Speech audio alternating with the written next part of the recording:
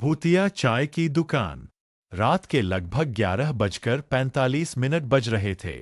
जयपुर का रहने वाला रमेश, जो एक ऑटो ड्राइवर था, पूरे दिन सवारी ढोने के बाद अपने गांव लौट रहा था।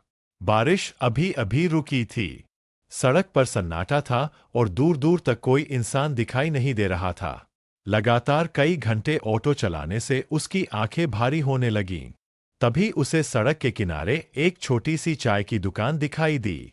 दुकान के बाहर टिमटिमाता हुआ एक लालटेन जल रहा था और लकड़ी के पुराने बोर्ड पर लिखा था, रामू टी स्टॉल 24 घंटे खुला। रमेश ने सोचा, एक चाय पी लेता हूं, फिर आगे निकल जाऊंगा। जैसे ही वह दुकान के पास पहुंचा, उसने देखा कि वहां सिर्फ एक बूढ़ा चाय वाला बैठा था। उसके सफेद बाल थे, झुकी हुई कमर थी और उसकी आंखें अजीब तरह से चमक रही थीं। रमेश ने कहा, बाबा, एक कड़क चाय बना दीजिए। बूढ़ा बिना कुछ बोले मुस्कुराया और चाय बनाने लगा। पूरा माहौल बिल्कुल खामोश था। न झींगुरों की आवाज, न हवा, बस चूल्हे में जलती लकड़ियों की आवाज। कुछ ही मिनटों में चाय तैयार हो गई। रमेश ने जैसे ही पहला घूंट लिया, उसे लगा कि किसी ने उसके कंधे पर हाथ रखा है। वह तुरंत पीछे मुड़ा, लेकिन वहां कोई नहीं था। उसने सोचा शायद थकान की वजह से ऐसा महसूस हुआ होगा। तभी उसकी नजर दुकान के कोने में लगे एक पुराने, धूल भरे आईने पर पड़ी। आईने में उसे अपने पीछे एक सफेद साड़ी पहने औरत खड़ी दिखाई दी। रमेश घबराकर पीछे मुड़ा, लेकिन वहां कोई नहीं था। उसका दिल जोर जोर से धड़कने लगा। उसने फिर आईने में देखा। अब वह औरत धीरे धीरे उसकी तरफ बढ़ रही थी। रमेश डरकर पीछे हट गया, लेकिन जैसे ही उसने दोबारा असली जगह देखा, वहां फिर कोई नहीं था। घबराकर उसने बूढ़े चाय वाले से पूछा, बाबा, यहां कोई और भी है क्या? बूढ़ा मुस्कुराया और बोला, बेटा, रात के 12 बजने वाले हैं। अब यहां हमारे पुराने ग्राहक आने वाले हैं। रमेश कुछ समझ नहीं पाया। अचानक दूर सड़क पर कई लोगों के पैरों की आवाज आने लगी। धीरे धीरे धुंध से 5 परछाइयां निकलकर चाय की दुकान की ओर बढ़ने लगीं। लेकिन सबसे डरावनी बात यह थी, उन सबके पैर जमीन को छू ही नहीं रहे थे। रमेश का गला सूख गया। उसने जल्दी से चाय का पैसा मेज पर रखा और ऑटो स्टार्ट करने भागा। लेकिन ऑटो स्टार्ट ही नहीं हुआ। पीछे से वही बूढ़ा बोला, इतनी जल्दी क्या है? अभी तो असली मेहमान आए ही नहीं।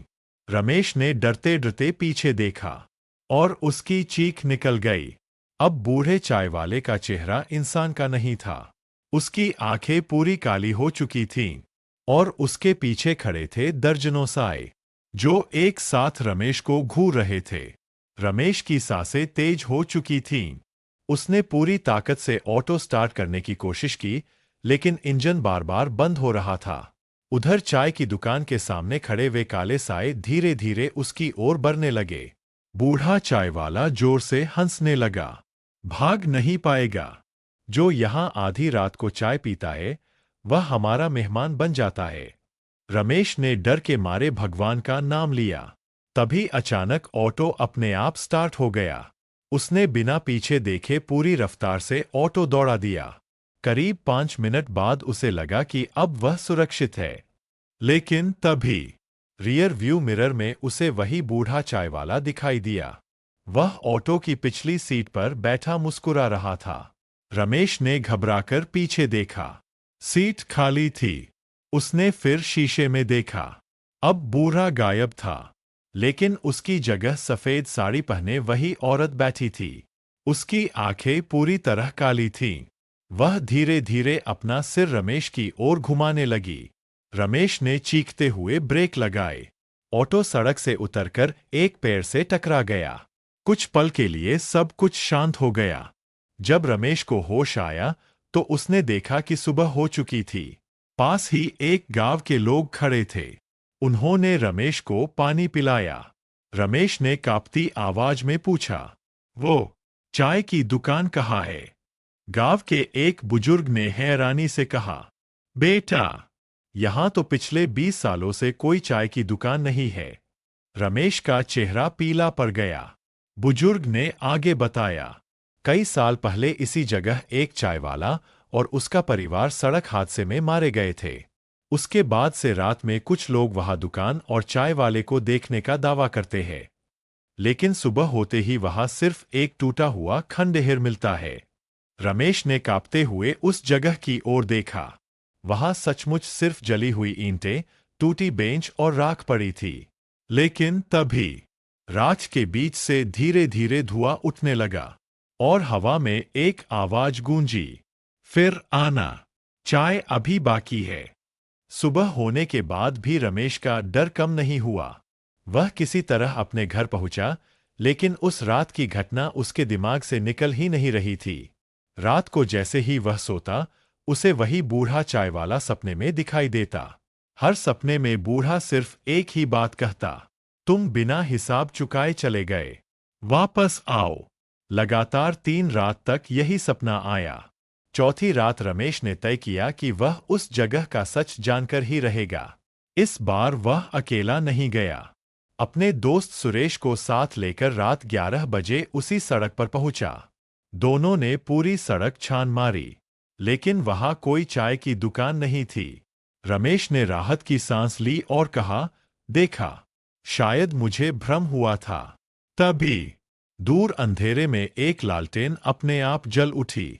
दोनों ने उधर देखा, जहां कुछ देर पहले खाली मैदान था। वहीं अब वही पुरानी चाय की दुकान खड़ी थी। लकड़ी का वही बोर्ड, टूटी हुई बेंच और चूल्हे से उठता धुआं। सुरेश घबरा गया। रमेश, चल यहां से। लेकिन जैसे ही दोनों मुड़े, उनके पीछे का रास्ता गायब हो चुका था। चारों तरफ सिर्फ घना कोहरा था। अब वापस जाने का कोई रास्ता नहीं था। तभी दुकान के अंदर से वही बूढ़ा चाय वाला बाहर आया। इस बार उसके चेहरे पर मुस्कान नहीं थी। उसने धीरे से कहा, आज चाय नहीं, हिसाब होगा। इतना कहते ही दुकान के अंदर बैठे लोगों ने एक एक करके अपना चेहरा उठाया। रमेश की रूह कांप गई। उन सबकी आंखें काली थीं और चेहरों पर कोई भाव नहीं था, जैसे वे इंसान नहीं, बल्कि बरसों से किसी का इंतजार कर रही आत्माएं हों। अचानक सभी एक साथ खड़े हो गए और धीरे धीरे रमेश और सुरेश की तरफ बढ़ने लगे। रमेश ने सुरेश का हाथ पकड़ा और पूरी ताकत से भागने लगा। लेकिन कुछ ही कदम बाद उन्हें महसूस हुआ कि वे वहीं के वहीं दौड़ रहे हैं, जैसे सड़क खत्म ही नहीं हो रही थी। तभी पीछे से वही डरावनी आवाज आई, जो एक बार यहां चाय पी लेता है, वह कभी इस रास्ते को छोड़ नहीं पाता। रमेश ने हिम्मत करके पीछे देखा और उसकी चीख निकल गई। पूरा चाय का ढाबा धीरे धीरे उनकी तरफ खिसक रहा था, मानो जमीन खुद जिंदा हो गई हो। क्या रमेश और सुरेश उस भूतिया चाय की दुकान से बच पाएंगे, या हमेशा के लिए उसी जगह कैद हो जाएंगे? नेक्स्ट पार्ट के लिए हमारे साथ जुड़ रेख।